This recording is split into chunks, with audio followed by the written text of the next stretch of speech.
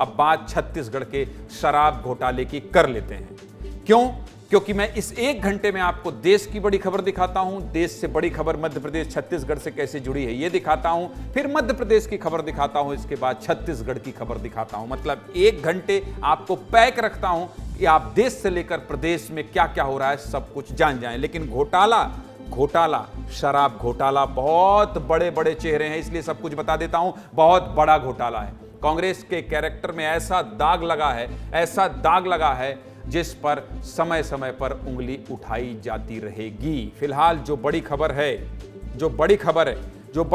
है वो यही है कि शराब घोटाले को लेकर वो ये है कि एसीबी ने कोर्ट में 9000 पेज का चालान पेश कर दिया है। मतलब समझ रहे हैं, 9000 पूरा खुलासा हुआ है। घोटाले की एक एक बात आपको बता देता हूं। घोटाले का पूरा ब्लूप्रिंट है कि कैसे उस समय की कांग्रेस की सरकार के नाक के नीचे घोटाला हो रहा था। विस्तार न्यूज के पास एसीबी का चालान है, देख लीजिए, पूरा निचोड़ निकाल कर लाएं। सब कुछ विस्तार से समझाएंगे कि कैसे ये पूरा घोटाला हुआ है, कितनी किसकी हिस्सेदारी थी, सब कुछ बताएंगे। खबर में बस आप मेरे साथ बने रहिएगा। 2019 में जब कांग्रेस चुनाव जीतकर आई थी तो यही वादा करके आई थी कि भैया जब छत्तीसगढ़ में हमारी सरकार बनेगी तो शराबबंदी लागू कर देंगे। लेकिन हुआ क्या था आपको पता है? Home delivery. कोरोना में होम डिलीवरी हुई थी शराब की। अरे शराबबंदी तो छोड़िए, शराब का इतना बड़ा घोटाला हुआ कि कांग्रेस एकदम से बैकफुट पर चली गई है, बैकफुट पर। 2019 से लेकर 2023 तक जब कांग्रेस की सरकार थी तो पूरे 5 साल तक शराब घोटाला चला। मतलब कि जब तक कांग्रेस की सरकार रही तब तक भ्रष्टाचार का खेल चलता गया। 1660 करोड़ 41 लाख 56 रुपया का घोटाला है ये। माफ कीजिएगा, 41,56,000 रुपया का घोटाला हुआ है। नोट कर लीजिएगा, एक एक रुपए की जानकारी दे रहे हैं, एक एक रुपए बता रहे हैं और घोटाले का विश्लेषण ऐसे कर रहे हैं कि आप अगर सुनेंगे तो कहेंगे गजब की सरकार और गजब सरकारों का चरित्र। बहुत बड़ी प्लानिंग थी, तगड़ी प्लानिंग थी, सब कुछ अच्छे से तैयार किए गए ब्लूप्रिंट के तहत चोरी चपाटी की जा रही थी।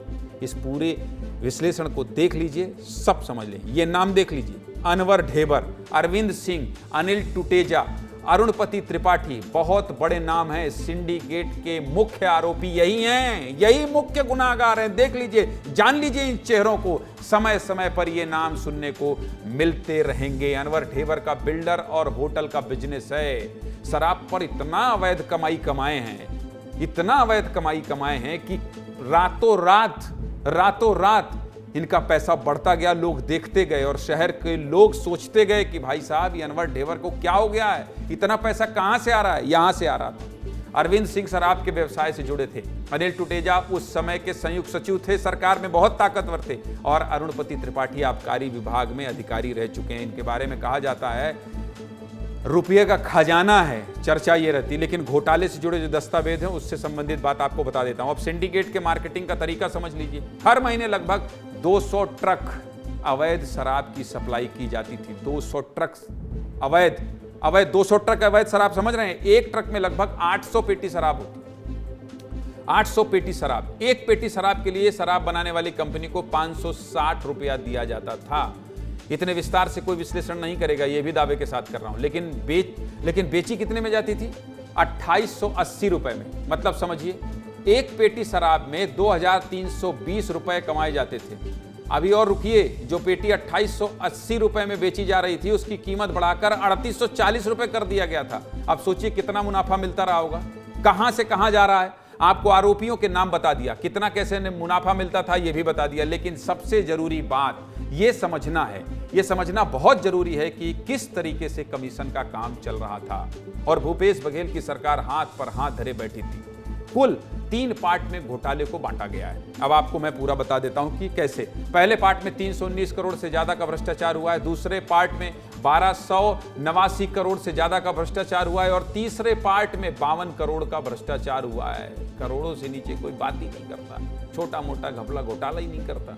और यहां करोड़ करोड़ देखे सपने हो गए, गजब है भाई। लेकिन इनको करोड़ों का भ्रष्टाचार करते रहे। पहला, दूसरा, तीसरा पार्ट क्या है, सब कुछ समझ जाइएगा। रिपोर्ट देख लीजिए, सब कुछ समझ जाइएगा। रवि वीरे ने बहुत मेहनत से ये रिपोर्ट तैयार की है। दिखाइए भाई।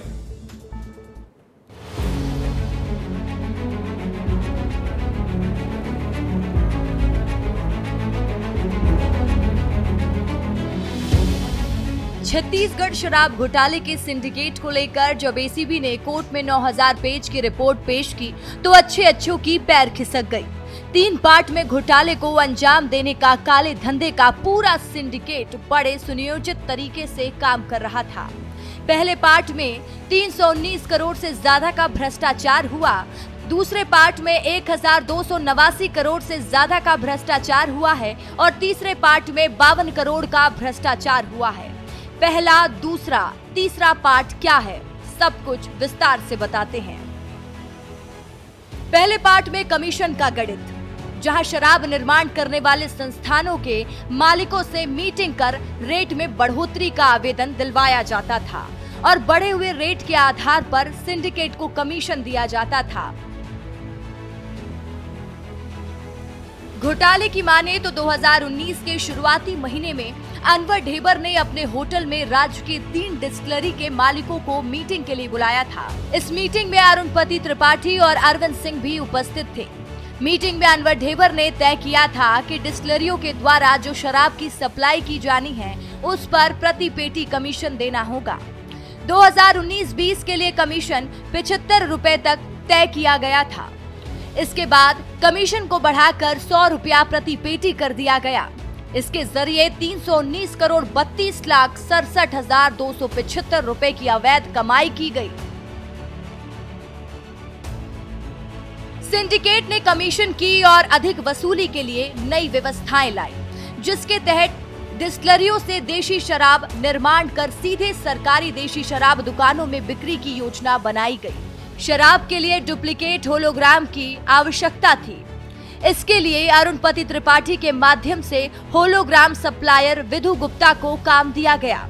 अतिरिक्त शराब की बॉटलिंग डिस्टिलरियों में किए जाने के लिए अरविंद सिंह ने भतीजे अमित सिंह को खाली बोतल सप्लाई करने का जिम्मा दिया। इस शराब को सरकारी दुकान में बिक्री के लिए जिले के आबकारी अधिकारियों को सेट करने का काम अरुणपति त्रिपाठी करते थे। 15 जिले में आबकारी अधिकारी को सेट कर शराब की बिक्री शुरू कर दी गई। इसके बाद अवैध शराब के पैसे को इकट्ठे करने की जिम्मेदारी अरविंद सिंह और विकास अग्रवाल को सौंप दिया गया। देशी शराब को CSMCL के दुकानों में बिक्री करने के लिए डिस्टिलरों में सप्लाई एरिया को 8 जोन में विभाजित किया गया था। इन 8 जोनों में प्रत्येक डिस्टिलरों का जोन निर्धारित होता था। देसी शराब के टेंडर के आधार पर तीनों डिस्टिलरों को निर्धारित जोन में शराब की सप्लाई करना होता था। लेकिन साल 2019 से सिंडिकेट ने टेंडर में नई सप्लाई जोनों का निर्धारण प्रतिवर्ष कमीशन के आधार पर कर दिया। इस तरह 3 साल में 52 करोड़ रुपया की उगाही की गई। ब्यूरो रिपोर्ट, विस्तार न्यूज।